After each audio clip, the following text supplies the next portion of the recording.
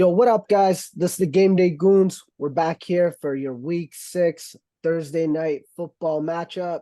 On one side, we got the powerhouse, the Kansas City Chiefs, going into this with a 4-1 record. And then on the other side, we got the laughing stock of the NFL, the Denver Broncos, who are 1-4. Yeah, what are you guys thinking about this game, fellas? No, Snowman, you want to get into some injuries before we get into all this stuff? Yeah, a couple injuries to take in here. Travis Kelce is dealing with an ankle injury. He did come back into the game last week, scored a touchdown. He didn't practice Monday, but he was limited today. They are playing Thursday, so just keep in mind tomorrow what his status looks like, but obviously play him if he's healthy. They got a couple guys banged up on defense, but they're limited. They'll probably play George Karlaftis and Nick Bolton. On the Denver side, Javonte Williams, he should be back. He practiced in full today. He was very close to playing last week. He would have played if it was a playoff game. That's what they said. So he should be back. Tight end Greg Dulcich is set to return from IR with a hamstring injury, and he returned to practice today. A couple guys on defense. Their center, or sorry, first their center. He's questionable. Their defensive tackle, he didn't practice, who's DJ Jones. And then Justin Simmons, Frank Clark, and Mike Purcell were all limited or did not practice. So they have a bit of injuries on defense. Denver does. What are you guys thinking for, like, who do you want to start or who do you want to sit for this matchup? Off to you guys. Yeah, so I mean, you're starting Mahomes, obviously. This is a joke of a matchup. I think Mahomes might even put up 50 points here. No, I'm just playing. All jokes aside, the Denver's defense is really bad. It's a divisional game. Usually these games are shootouts. Mahomes had a little bit of an off day 2 weeks ago, and last week he only finished with 19 points as well. Going against the Minnesota Vikings, and honestly, the refs missed a few calls there, and that game could have went completely differently. But back to this one, obviously you're starting Mahomes. I kind of feel comfortable starting Russell Wilson. He's been sneaky good this year. I think he's QB 12 on the season, if I'm not mistaken. Um, he's been playing very well, even though he gave up a pick six to end the game last week to the Jets. But yeah, I mean, you can start Russell Wilson. Javonte Williams, I do want to start him, even though Kansas City is good against the run. They might have to do a lot of dump offs there, and Javonte Williams has been catching a lot of balls this year. So I got him there on the Kansas City side.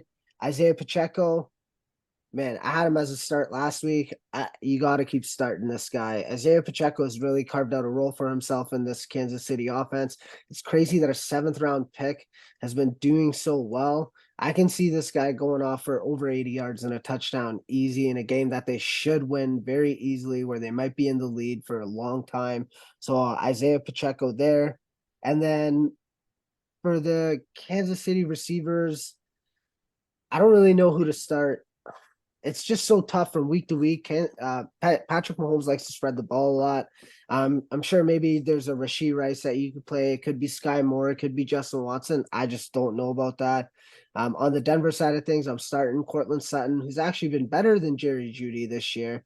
But I think this might be a Jerry Jeudy type of game. And Noah Gray might be a sneaky start for tight ends because we know how bad the tight end position is. If Kelce is out, maybe you want to put Noah Gray in here, see what he can do for you. That's kind of like all them, but my biggest start, I guess, for this one would be Isaiah Pacheco. I think Isaiah Pacheco is going to ball out. What about you, Sal? What do you think? Yeah, no, I totally agree with you on multiple fronts there. Obviously, Pacheco is definitely a must start. I like the fact that Rashee Rice has been getting the ball. Obviously, Kelsey has been Mahomes has been spending the ball around, and Rashee Rice had a big game last week. Well, a solid game last week, touchdown dependent, but in a deep league or at your flex, you could do worse than him. And this Denver Broncos secondary has given up 6 touchdowns on the year to wide receivers. And Patrick Mahomes is definitely due for a few. So Mhm. I could see this being a high scoring game, and I could see some wide receivers catch some touchdowns in this game as well. I definitely like Noah Gray if Kelsey's not good to go, but from what I understand, and I think you said this earlier, no man, he did practice in a limited capacity today, so he'll probably play. But if it is a blowout, you might get Noah Gray, in the second half, getting his fair share of looks as well. So tight end is a desert wasteland, man. So it's Yo, the look if you're lost for options. this is my my 1 second tidbit about Kyle Pitts. Kyle Pitts caught the ball a lot last week. Shout out to Arthur Smith for passing it to Kyle Smith. Kyle Pitts, sorry, not Kyle Smith. Kyle Pitts, man. Shout out Kyle Pitts. All right, back to this game. Yeah, man. And then another sneaky start, man. The Kansas City defense. I started the Jets last week and they popped off that pick six. Russell Wilson is prone to turnovers, and this Denver team is kind of in shambles right now, even though it's their defense that's kind of been letting them down. Kansas City's defense has been sneaky good. They're really good against the run, and they've been the top half in pass defense as well. It's just kind of crazy for a team that most people have to pass to catch up to these guys because they're such a high scoring offense. The over under on this game is 47.5. I think they're going to smash that. I think Kansas City is going to put up like 37 points themselves, man. Yeah, I could definitely see that. I like the over. I do get concerned a little bit when it comes to the spread for the Chiefs. I know against the Broncos, yeah, like they should be blowing them out. But like last year, Kansas City Chiefs were brutal against the spread. Like I'm talking about 5-11 against the spread last year. And that's just because the spreads are so crazy because it's the Chiefs, right? They should be blowing teams out. But what was it? A couple games ago, you got Patrick Mahomes running to the end zone and he takes the knee right before the end zone because he doesn't touchdown. And if you bet the spread, then you're out of luck there, man. And that was me. So I'm a little bit weary about KC against the spread in most games from here on out, especially when the spread is something like -10, right? Yeah, that's what this one is, 10.5. Yeah. So I mean, KC's gonna win, but I don't know if they're gonna do 10.5. You just got to be wary when it comes to the spread with the Chiefs. Yeah, so okay, so if Javonte Williams comes back, I got a question for you guys. Who are you guys starting? Samaje Perine or Jaleel McLaughlin?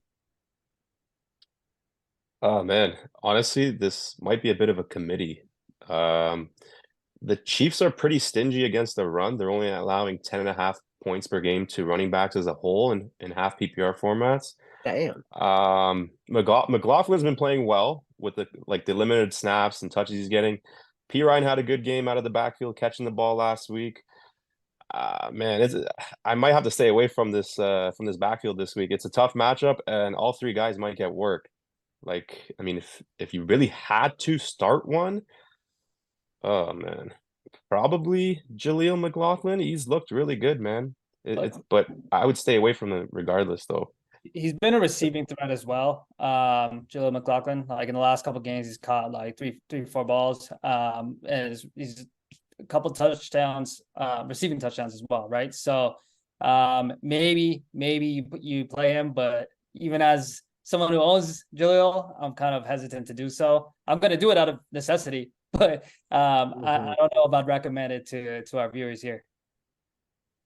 Yeah, man, that's tough. What are you guys thinking about Jerick McKinnon? Is Jerick McKinnon a flex play at any point in this game? I mean, if Kansas City's going to be up by a lot, the spread is 10.5. I know you touched on that earlier. If Kansas City is up in this game, do you think they run McKinnon, or is McKinnon a sit for you guys this week? I don't trust it at all. Yeah, I wouldn't trust it at all. But man, for touchdown dependent. McKinnon has only had one good game this year. That was against the Bears. They won that game 41-10. I don't trust any value beyond Pacheco. True. No value behind Pacheco. Okay, so obviously, I have to ask just for the sake of asking, who do you guys got winning this game, and what is your score prediction? I got the Chiefs to win. I mean, they're at home. They were 9-1 at home last year, including playoffs, and they're 19-5 at home since 2021, which is the best home record in the league since that time frame. I mean, they're favored by 10 points. They have a great defense. Mahomes not looking like the Mahomes we know, but I mean, he's still playing great. Whether Kelce plays or not, I think they can still pull this game, or pull away with this game. They just have the better overall team, and the Broncos defense, I mean, it's a little banged up, and they can't stop anybody on the ground or on the air, man.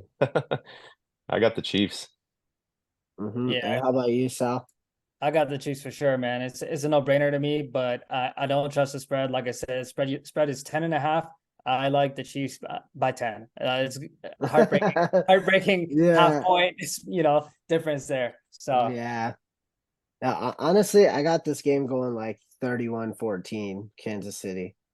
Like, I think they're gonna smash it just because Denver just sucks so bad. I was actually listening to Sirius XM, and they were talking about how if Denver loses a couple more games, they have some winnable games coming up. If they lose a couple more games, they're looking to blow this team up. I think the trade deadline for the NFL is October the 31st.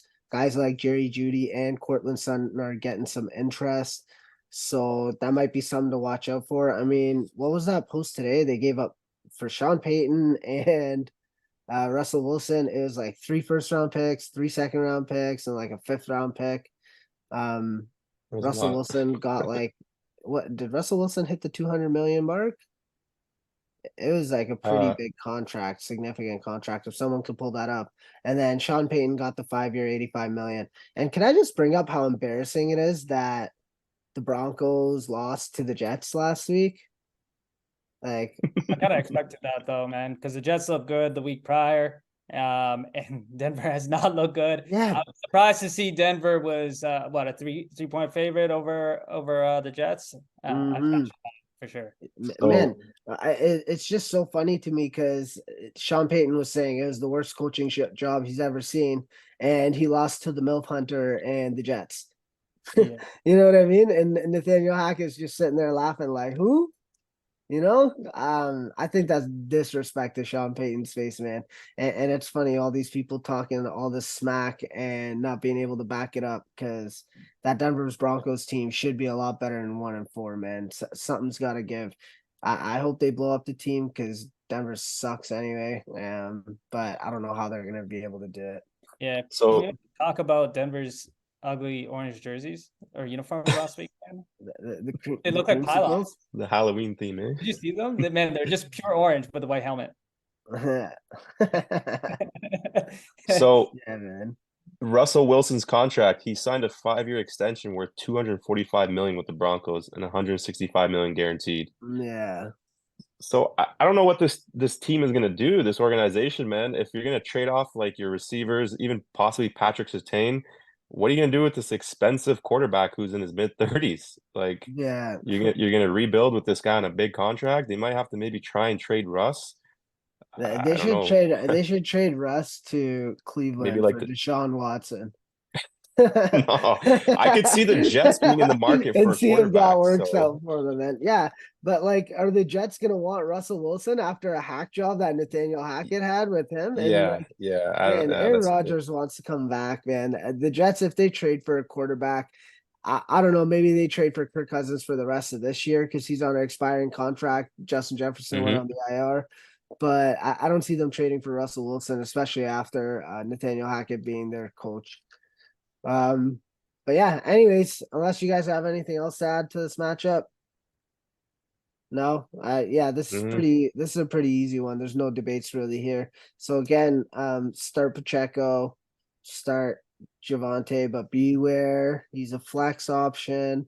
You can start Russell Wilson, and a sneaky play is Noah Gray and Kansas City defense.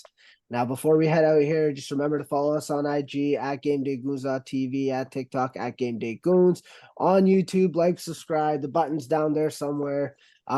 Hit us up. We go live every Sunday for you guys.